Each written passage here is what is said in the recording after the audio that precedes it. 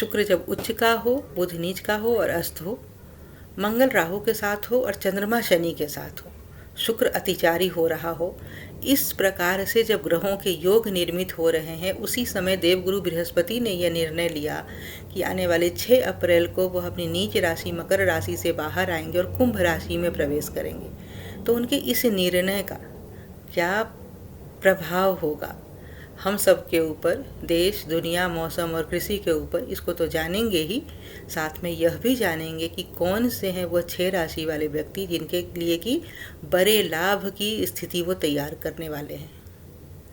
शुरुआत करते हैं हम लोग कृषि और मौसम से।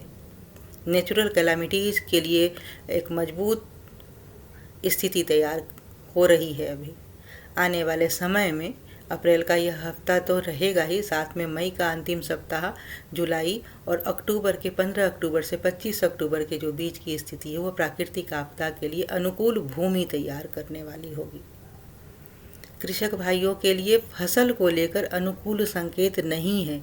कहीं अतिवृष्टि से तेज खूब बारिश की वजह से फसल को नुकसान हो पहुंच सकता है, तो कहीं अपेक्षाकृत कम बारिश की वजह से सूखे की स्थिति बनेगी, उसकी वजह से फसल को नुकसान हो सकता है।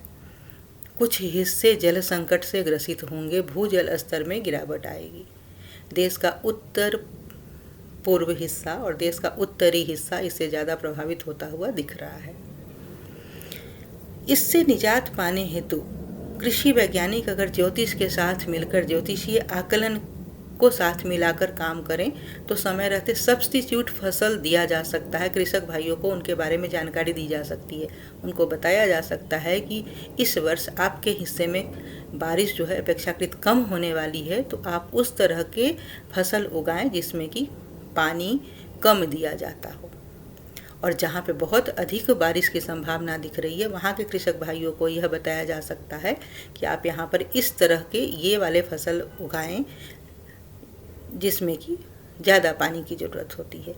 तो इस प्रकार से अगर मिलकर काम किया जाए तो किसान भाइयों की समस्या तो दूर करने में हम सक्षम होंगे ही, खाद्यान्न संकट को भी दूर करने में सक्षम होंगे। और हम जानते हैं कि कृषि जो है हमारे देश की अर्थव्यवस्था का एक बहुत बड़ा भाग तय करता है। तो हम एक देश की अर्थव्यवस्था को संभालने में भी अपनी एक महती भूमिका निभाएंगे।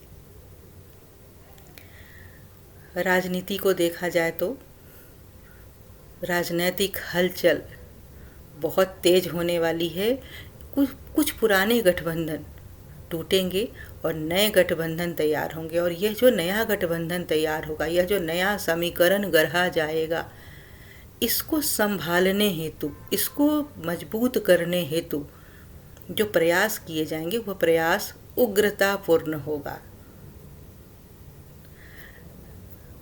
देश ही नहीं बल्कि वैश्विक स्तर पर अगर बात की जाए तो राजनीतिक समीकरण इतनी तेज़ी से बदलेंगे कि उसका प्रभाव आपसी जो व्यापार संबंध है एक दूसरे का आपस में, वह प्रभावित होगा। उसमें भारत की स्थिति कैसी रहेगी? क्या वह कमज़ोर होगा या मजबूत होगा? भारत का पक्ष मजबूत होगा। यह जो संचार होगा कुंभ राशि में बृहस्पति का, वह इस मामले में लेकर, व्यापार के मामले में लेकर या फिर वित्त के मामले में लेकर दुनिया को एक नई नीति देने वाला भारत होगा। इस समय यह जो अर्थव्यवस्था के सुधार हेतु, यह जो आर्थिक मंदी से हम सब पूरा विश्व गुजर रहा है, इससे पूरी तरह से निजात तो 2023 जनवरी से पहले नहीं मिलने वाली है। लेकिन हाँ, इस समय भारत अपनी नीतियों से, अर्थनीति से, वित्त नीति से विश्व को चकित ही नहीं बल्कि उसकी इन नीतियों की सराहना विश्व में की जाएगी। शुरुआत में यह विष के समान प्रतीत होगा, लेकिन इसके दूरगामी परिणाम जो होंगे वो बहुत लाभकारी होंगे। तो यह एक शुभ संकेत है अर्थ के मामले में। और यह जो राजनीतिक गतिविधियां बढ़ेगी, इसके साथ साथ मिलिट्री जो हलचल है उसमें भी तेजी आएगी। युद्ध की स्थिति नहीं है, बहुत बड़े युद्ध की संभावना नहीं है, लेकिन वार लाइक सिचुएशन जिसको कहते हैं वह तैयार होगा। 2023 में चीन और पाकिस्तान की तरफ भारत का जो रुख होगा, वह जो एक फिल्म देखने को मिलेगी, उसकी ट्रेलर, उसकी भूमिका कहें हम लोग, बीजारोपण इस समय हो जाएगा।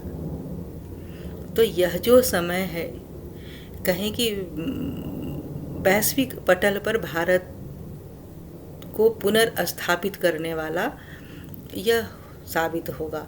तो इसमें ज़रूरत है हम सबको अपनी अपनी सकारात्मक और संरचनात्मक संगठनात्मक भूमिका तय किए जाने की, खुद के लिए। बात करें कोरोना की, तो क्या इससे मुक्त हो जाएंगे हम सब? नहीं, यह अभी हमें मुक्त करने के लिए नहीं आया है, इसे हम सबका साथ रास आने लगा है, तो यह हम सबके बीच अभी रहेगा। लेकिन हाँ, हम लोग पिछले वर्ष की अपेक्षा इस वर्ष फिजिकली कहें और इमोशनली कहें तो ज़्यादा बैलेंस्ड हो जाएंगे, संतुलित हो जाएंगे और संतुष्ट भी होने लगेंगे। अब बात हम सब के ऊपर इसके प्रभाव की, और खासकर 6 राशि वाले व्यक्तियों के ऊपर इसके प्रभाव की। तो इसके लिए मैंने पहले भी कहा है और फिर से कह रही हूँ कि अगर सिर्फ एक ग्रह का संचार हमारे भाग्य का निर्माता हो जाए तो हमारी कुंडली क्या कहेगी, हमारी कुंडली में बनने वाले योग क्या कहेंगे, हमारे कुंडली में बनने वाले प्रॉमिस क्या कहेंगे, हमारी दशा क्या कहेगी।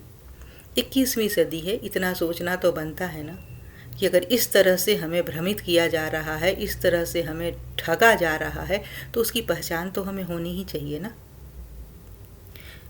दुकानदारी जिनको चलानी है इस बहाने, वो दुकान और ज्योतिष के बीच का फ़र्क हमको समझना पड़ेगा, व्यापार और ज्योतिष के बीच का फ़र्क हमको समझना पड़ेगा, तभी हम कुछ सकारात्मक रच सकेंगे। क्योंकि हम जब भ्रमित होंगे, विक्षिप्त होंगे, तो हमारी सोच भी तो वैसी ही हो जाएगी ना, तो हम क्या करेंगे। और भारत युवाओं का देश है, अभी विश्व की दृष्टि है भारत के ऊपर, और हम सब ग्रहों का जो संचार है उसे देख पा रहे हैं कि भारत एक महत्वपूर्ण भूमिका अदा करने के लिए तैयार ही नहीं बल्कि कदम बढ़ा चुका है।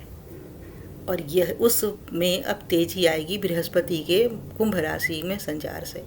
तो इस तरह के भ्रम से और भटकाव से बचे। किसी के लिए भी जो लगातार सुनते आ रहे हैं कि इन राशि वालों के लिए कुबेर का खजाना खुल जाएगा या धन का मार्ग खुलेगा, नहीं होता है ऐसा। इंस्टेंट कुछ भी नहीं होता है।